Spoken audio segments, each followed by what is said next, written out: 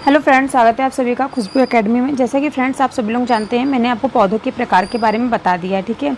और मैंने आपको फर्स्ट क्लास में फ्रेंड्स मैंने आपको सीटेट के जितने भी एग्जाम होते हैं, कैसे होते हैं, किस प्रकार से आपका पेपर होता है, पूरा पैटर्न मैंने आपको समझाया है।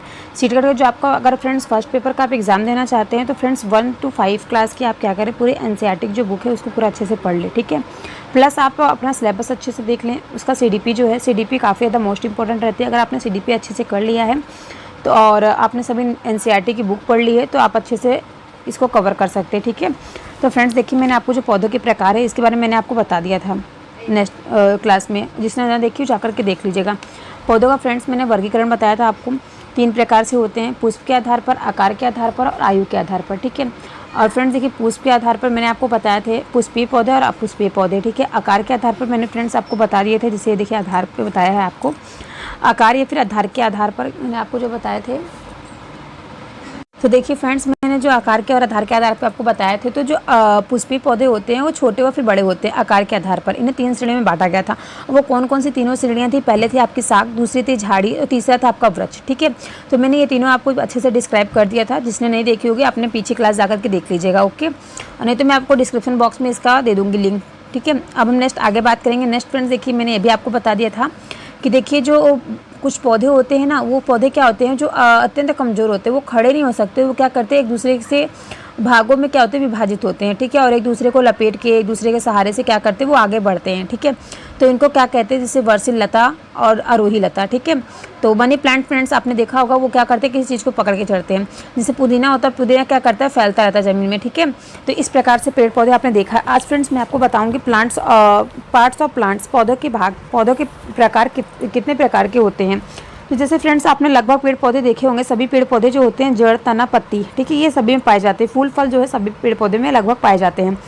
जो शैवाल फ्रेंड्स आपने देखे होंगे, जैसे काई जो होती हैं, इसमें जो ये जो होते काई जो होती है, ये चीज़ें दिखाई नहीं देती हैं, ठीक है। ये आप बरसात के टाइम पे देखेंगे, या फिर जहाँ पे काफ़ी टाइम आप लोग पानी की जो आपकी टंकी होती है उसको अगर आप काफ़ी दिन तक साफ़ ना करिए तो उसमें क्या होगा, नीचे देखेंगे आप हरी कलर की आपको शैवाल दिखाई देगी, ठीक है। उसी को काई बोला जाता है। अब फ्रेंड्स इसके आगे हम बात करेंगे। नेक्स्ट क्लास है यहाँ पे आपकी रूट, आई मीन जड़। जड़ किसे कहते हैं? तो देखिए, ये पेड़ पौधों का जो भूमिगत भाग है जो हरे रंग का नहीं होता है, ठीक है। जो पेड़ पौधों के सबसे नीचे जो पाई जाती है उसे क्या कहते हैं, उसे रूट कहते हैं। रूट यानी रूट के फंक्शन क्या क्या होते हैं, जड़ के कार्य क्या क्या होते हैं, इसके बारे में मैं आपको बताती हूँ। देखिए, जड़ जो होते हैं, जड़ें पौधों के ज़मीन में जकड़ कर रखती हैं, ठीक है। जड़ें जो होती हैं पौधों को क्या करती है, ज़मीन के अंदर जो है उसको जकड़ कर रखती हैं। जैसे कि आप लोग पेड़ देखे होंगे ना, नीचे आप जड़ उखाड़िए तो ऐसे ऐसे ऐसे करके ऐसे ऐसे करके काफ़ी ज़्यादा जड़ें उसमें लगी होती है, ठीक है। इसमें मतलब ऐसे ऐसे बहुत से होते हैं। तो आप लोगों ने देखे होंगे। ये जैसे फ्रेंड्स मैंने आपको बना दिया, ये देखिए जैसे मक्के की जड़ ऐसे होती है, ठीक है। ऊख की जड़ ऐसे होती है, एक जो आप लोगों ने देखा होगा।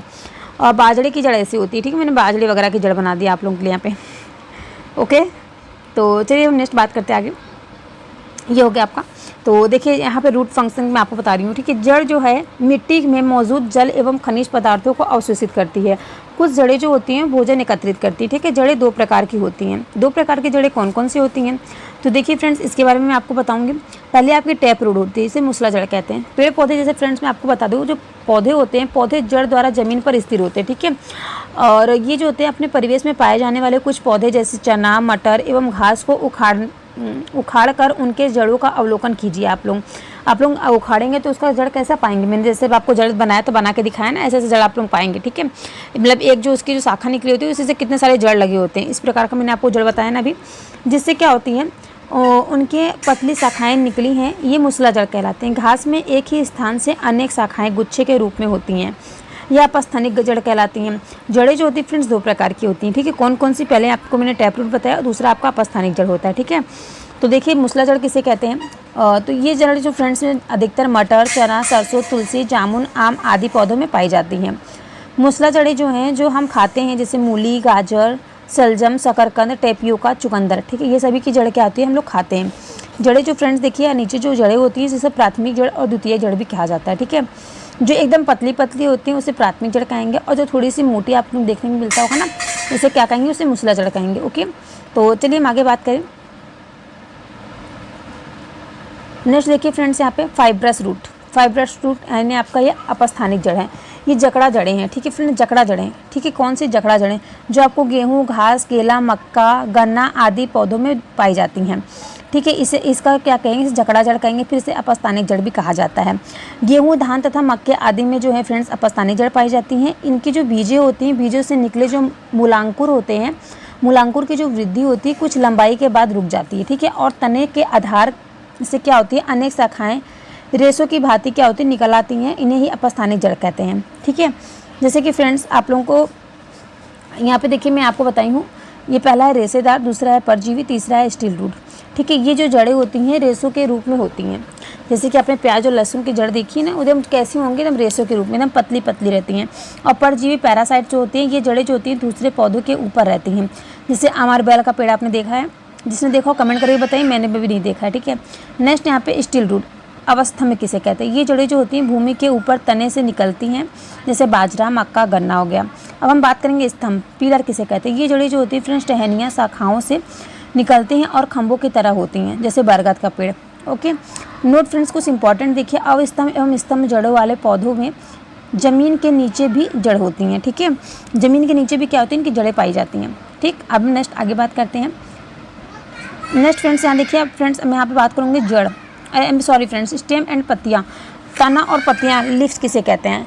तो देखिए स्टेम, तना क्या होता है, तने के बारे में फ्रेंड्स यहाँ हम लोग बात करेंगे, ठीक है। तना क्या है, तो तना फ्रेंड्स देखिए, तना जो है पौधे का वह भाग है जो जड़ द्वारा अवशोषित जल और खनिज पौधों को पत्तियों और पौधों के अन्य भागों तक पहुंचाता है, उसे क्या कहते हैं, उसे स्टेम यानी कि तना कहा जाता है, ठीक है। तने से पत्तियां और टहनियाँ शाखाएं निकलती हैं। कुछ पौधों का जो वह भाग है वो क्या करता है, तने के नीचे होते हैं, जिनके हम खाते हैं, जैसे आलू, प्याज, अदरक, लहसुन, हल्दी, इनके जो तने हैं हम लोग क्या कहते हैं, खाते हैं। तना जो होता है हरा या भूरे रंग का होता है, ठीक है। तना किस कलर का होता है, हरा या भूरे रंग का होता है। अब देखिए थोड़ा सा ध्यान दीजिएगा, मैं आपको जो बताने जा रही हूँ, देखिए काफ़ी ज़्यादा इंपॉर्टेंट जो मैं आपको बता रही हूँ। देखिए जो तना होता है ना, तना पादप के प्रहरों का सबसे दृढ़ भाग होता है, इसे स्तंभ भी कहते हैं, ठीक है। इसे क्या कहा, स्तंभ भी कहते हैं। तो प्रारंभ में जो तने होते हैं वो कोमल होते हैं और बाद में जब पुराने होकर क्या करते हैं, शाख या झाड़ी या वृक्ष का रूप धारण कर लेते हैं। स्टार्टिंग में क्या होती है, जो उनकी तने होती है क्या काफ़ी ज़्यादा कोमल होती है और बाद में क्या करते हैं, शाख, झाड़ी या वृक्ष का रूप धारण कर लेती हैं। तने में फ्रेंड्स आप लोग देखते होंगे छोटी छोटी गांठ जैसी रचनाएं आपको देखने को मिलती हैं, जिसे पर्व संधि कहा जाता है, ठीक है। और ये क्या करते हैं, निकटतम दो पर्व संधियों के बीच के जो स्थान होते हैं उन्हें पर्व कहा जाता है, जैसे दूब, घास, मक्का, बांस, गन्ना आदि में सब चीज़ों में आपने देखा होगा। अब देखिए जो मैं आपको, जो फ्रेंड्स कुछ पेड़ पौधे होते हैं ना, कुछ पेड़ पौधों में पत्तियाँ तथा पानी का जो खनिज लवण पहुँचाने का जो निश्चित व्यवस्था होती है, इनके तने में पतली पतली नलियाँ होती हैं। पतली पतली क्या होती है, नलियाँ होती हैं, पाइप जैसी आकृति होती है। इसका जो ये संबंध होता है जड़ों से होता है, ठीक है। तनों के द्वारा जड़ों से पत्तियों तथा जल का संवहन होता है। तना, शाखाएं, पत्तियां, फूल, फल को विकसित होने के स्थान भी दिया जाता है। इन सब का आपस में क्या होता है, आपसी संबंध होता है, ठीक है। जैसे कि फ्रेंड्स आप लोग जानते हैं, आप लोग जब खाना खाएंगे तो आपका हाथ पैर सब काम करता है ना, इसी हिसाब से क्या होता है, पेड़ पौधों में भी जो होता है, इनके जो आपके जो तने होते हैं ना, तने में पाइप पाया जाता है, ठीक है। वो पाइप से यार क्या होता है, इनके जो शरीर में पूरी जो होता है, इनको ऑक्सीजन पहुंचाने का कार्य करता है, ठीक है। जो तना, शाखा, पत्ती, फूल, ये फल, ये सभी क्या एक दूसरे से आपस में संबंधित हैं, ठीक है। जो क्या करती है, तना जो है जल एवं खनिज पदार्थों के संवहन और भोजन स्थानांतरण का कार्य करती है, ठीक है। अब देखिए हम यहाँ बात करेंगे नेक्स्ट, लीव्स, पत्तियाँ किसे कहते हैं। पत्तियाँ तने और टहनियाँ से निकलती हैं। अलग अलग पौधों की पत्तियों का आकार भी अलग अलग होता है और पत्तियाँ क्या होती हैं, मुख्य रूप से हरे रंग की होती हैं क्योंकि उनमें क्लोरोफिल होता है, परंतु कुछ पौधों की जो पत्तियाँ होती हैं लाल, बैंगनी या पीले रंग की भी होती हैं, ठीक है। अब आगे फ्रेंड्स यहाँ पत्तियों के कार्य, इसकी क्लास फ्रेंड्स मैं आपको नेक्स्ट क्लास में देती हूँ। आई होप फ्रेंड्स आपको यहाँ तक की क्लास आज अच्छी लगी होगी। अब मैं आपसे नेक्स्ट क्लास में मिलती हूँ, ओके फ्रेंड्स। आप लोगों से रिक्वेस्ट है कि सब लोग वीडियो को लाइक शेयर सब्सक्राइब कर दीजिएगा, क्योंकि नेक्स्ट क्लास में मैं आपको PYQ क्वेश्चन आंसर करने जाती हूँ। मैं फ्रेंड्स आपको 2 PYQ करा चुकी हूँ। एक आपका जो फ्रेंड्स पेपर आपका हुआ था अभी हाल ही में, आपका देखिए जो पेपर हुआ था जल्दी में, ये 20 अगस्त को, वो पेपर मैंने आपका सॉल्व कराया है 2023 का, 3 फरवरी 2023 का, 25 जनवरी 2023 का और 21 जनवरी 2022 का क्वेश्चन मैंने 4 प्रैक्टिस सेट आपको करा दिए हैं EVS का। तो आप सभी लोग देख लीजिएगा। अगर आपको कुछ भी डाउट हो, कुछ ना समझ में आया तो आप लोग कमेंट करके हमसे पूछ सकते हैं, ठीक है। और जितने भी फ्रेंड्स और भी मेरे पास हैं 2021, 19 और 2018 का क्वेश्चन आंसर सॉल्व है, तो मैं आपको वो भी सॉल्व करा दूंगी, ओके। और भी अगर आप लोगों को चाहिए होगा प्रैक्टिस सेट EVS का या फिर और अदर सब्जेक्ट का, तो आप लोग कमेंट करके हमसे ले सकते हैं, ठीक है। मिलते हैं हम नेक्स्ट क्लास में।